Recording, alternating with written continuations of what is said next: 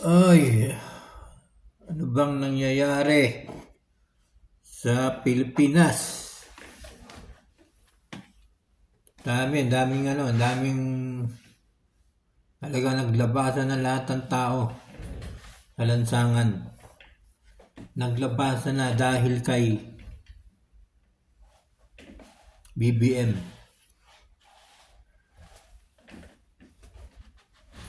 Dahil kay Bangag. Dahil kay BBM.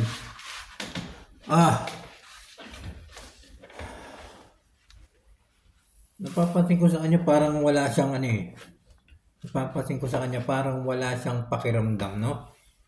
Wala siyang pakiramdam kung ano yung mga nangyayari diyan sa Pilipinas.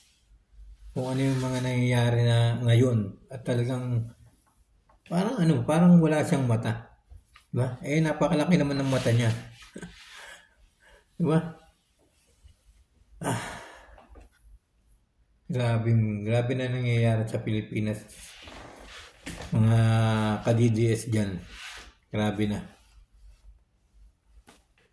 Mula Cavite, yung mga riders, di ba? Kanina talagang hinarang ng mga pulis, ng mga kapulisan, yung mga nag-motorcade ng mga riders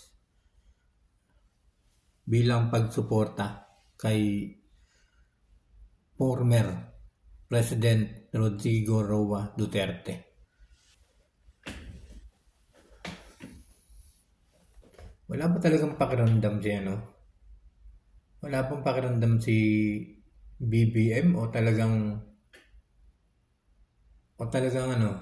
manhid lang. Kasi kung talagang meron siyang pakiramdam o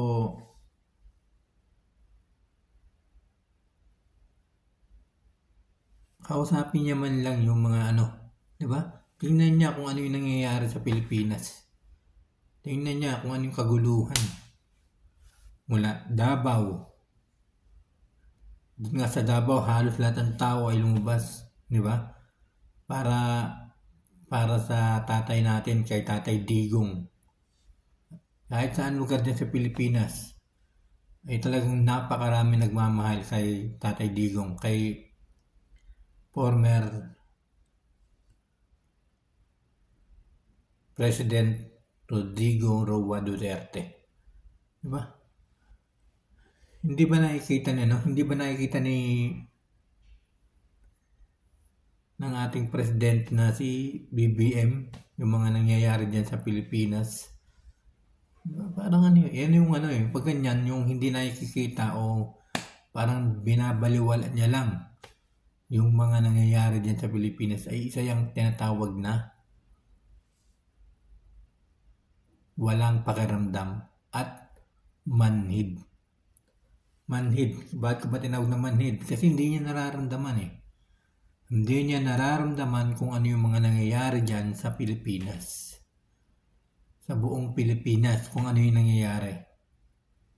Mula Netherlands, talagang marami ang nagrarally. Kahit saan man, sa Mindanao, napakarami din nagrarally. Halos lahat yata ng Pilipinas, sulok ng Pilipinas, ay talagang nagrarally na lahat ng mga nagmamahal kay Tatay Digong. Pero hanggang ngayon, wala pa rin siyang pakiramdam. Napakamanhid na tao.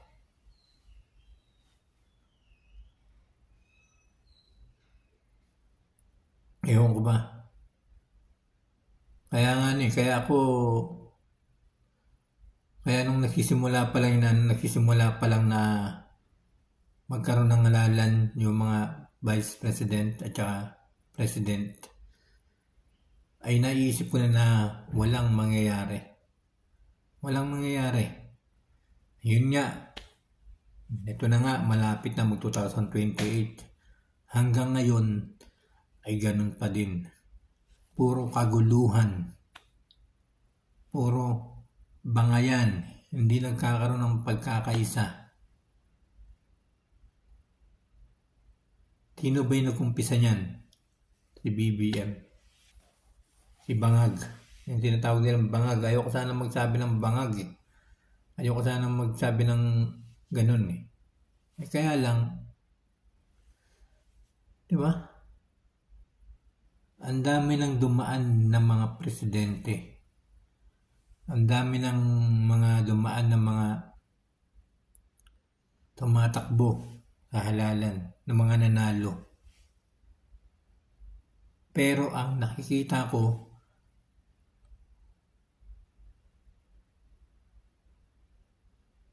walang 100%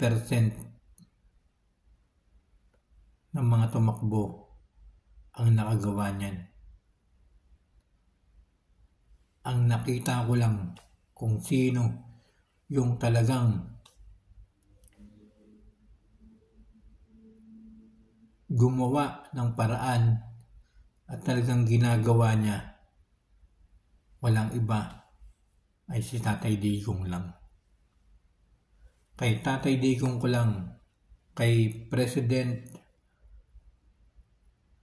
Rodrigo Roa Duterte ko lang nakita yan na nagkaroon ng pagbabago.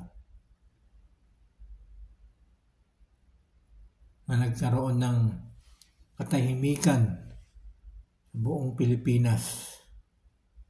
Nabawasan yung mga kriminalidad nung si Duterte pa, yung ating president. Kay Tatay Digong ko lang nakita. Kay President Rodrigo Duterte ko lang nakita yung pagbabago na yan. Yung pagpasa niya ng 10 years na mga license. Malaking tulong yung 10 years na passport para sa mga OFW.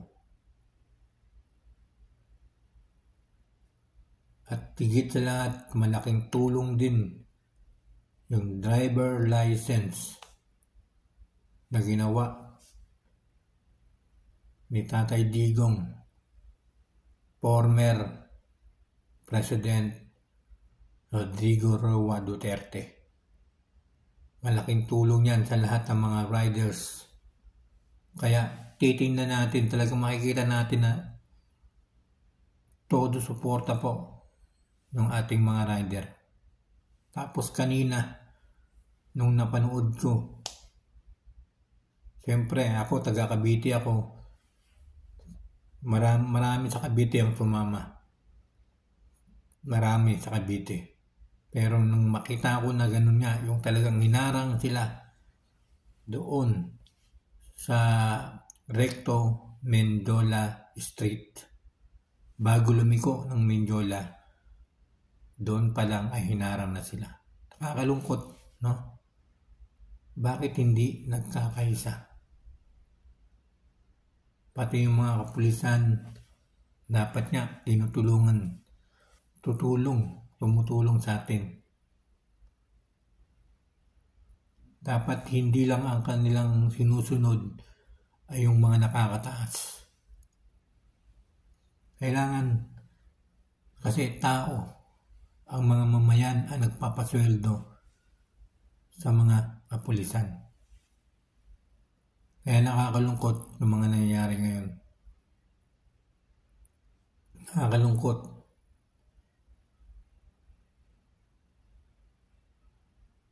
Hindi man lang nakakaramdam. Walang pakiramdam talaga si BBM. Walang pakiramdam. Pasensya na po kung talagang naano ko sa kanya. Naano lang ako kasi ang dami nagwewelga, ang daming nasa labas ng lansangan, ang daming mga umiiyak para kay Tatay Digong na nagsasabi na ibalik si Tatay Digong dito sa Pilipinas, pero nananatiling bingi BBM. Nananatiling manhid, hindi marunong makiramdam sa mga nangyayari diyan sa Pilipinas at sa ibang bansa, lalo na sa Netherlands. Kaya nga nagpapasalamat tayo. Siyempre, nagpunta ron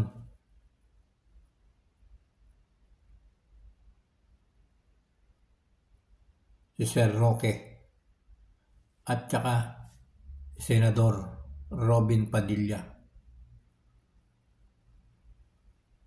At siyempre,